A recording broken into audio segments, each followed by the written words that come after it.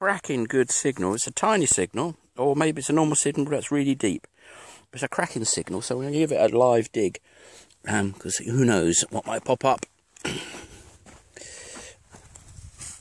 hoping, of course, something wonderful, but it's probably just a bullet case or something.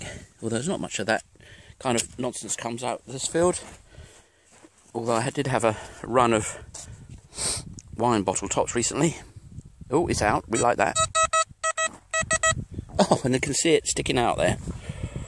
So you saw that all on camera. Can you see it? I think that's the term I've got to say. Can you see it now? Can you see it now? I wish I knew how to focus this thing properly, but hey. So, let's get that.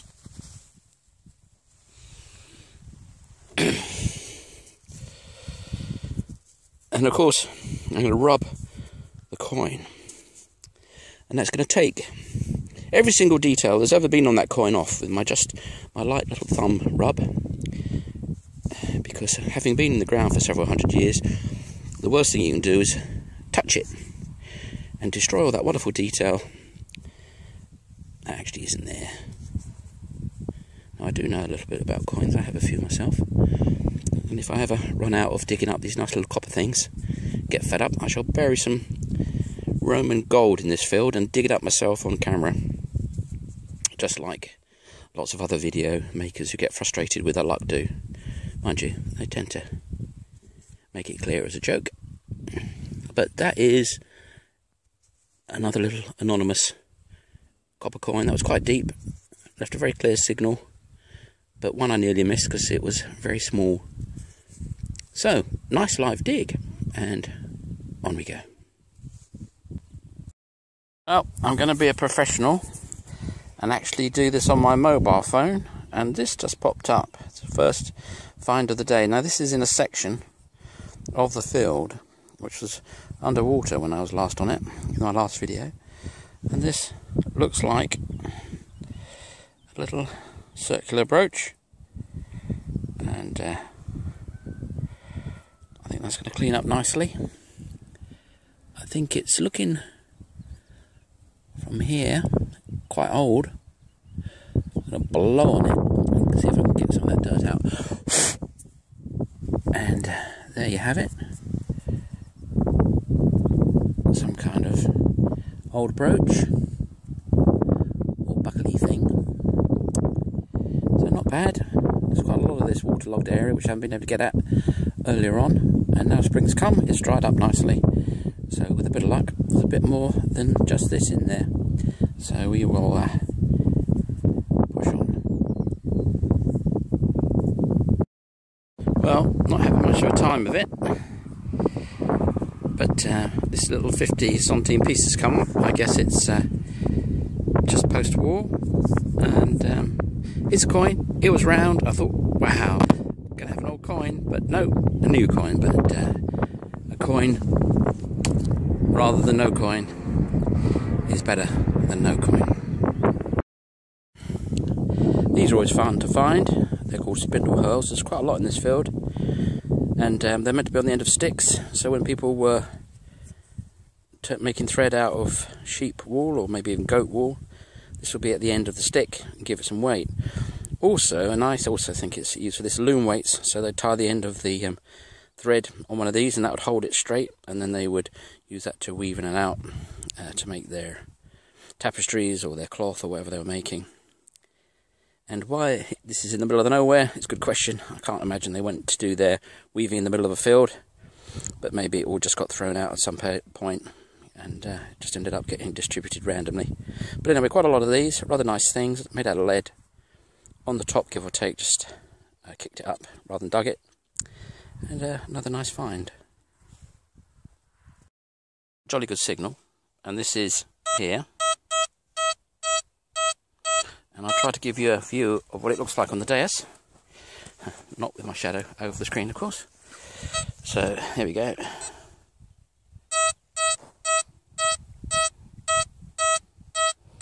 So, 85, so pinpointing that, I would go back over it and say, look, that's the back end of the coil. is over the back end of that target, and it'll get louder and louder and louder. And that's probably where it is, right under there. I could use pinpoint, but that's how I like to do it, rather than mess about. So we're going to dig it up, and I'm going to just dig it up and then see what it is later. It's in here somewhere, and I'll just run it over.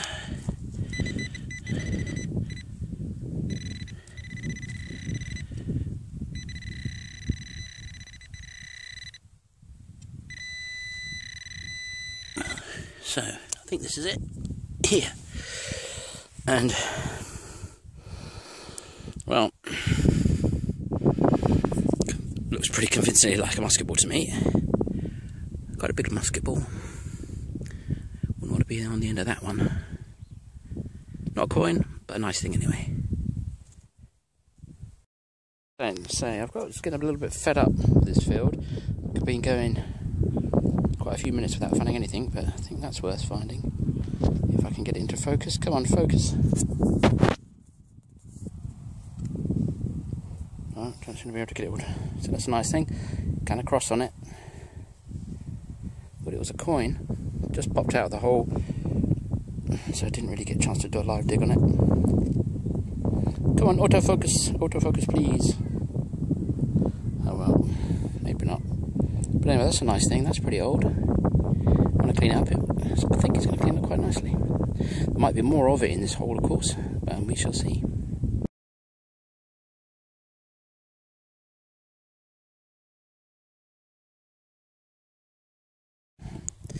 This little thing just popped up. Don't know what it is. Looks like a pre-revolutionary double tournoir. It's got a little bit of a pattern on it, which is not many of them do. So that's nice. There's a bit of a half-hearted signal, but it was deep. So that's happy. So onwards and upwards. Got a few coins today, which is always good news. Yes, good news indeed. Just made an absolutely massive signal. Massive. 90s, which is very unusual. Normally when I get a 90 big signal, it's some sort of deep iron, but this is definitely not deep iron. And but it came out 90, which shows you the impact that soil has on these detectors. And can't really see much in that. Oh, there is some. Aha, that will say Liard de France, and it will be a Louis the 15th or thereabouts, so kind of 1760s, and yeah, that's nice. It's always nice to get a copper coin you can actually see something on it, and it's a D, which means that it's from some department, which D represents, which you can all be looked up, or maybe an N even. I don't know if you can really see that, but there you go, first coin of the day. Now you couldn't really get a sharper signal than this.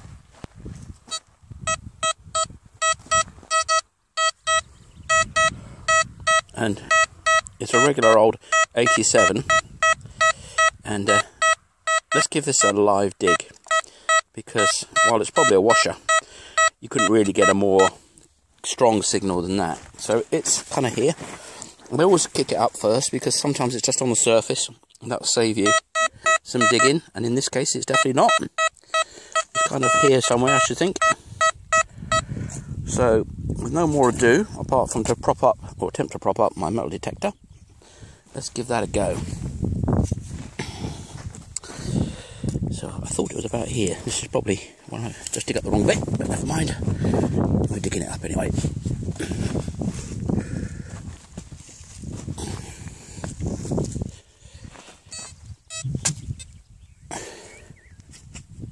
Oh, no, it is in the clod. We like it when it's in the clod. So this is where the pinpointer comes in, because it's very much compatible with filming, of which I am a very bad proponent of. Well, it's going to be around here somewhere.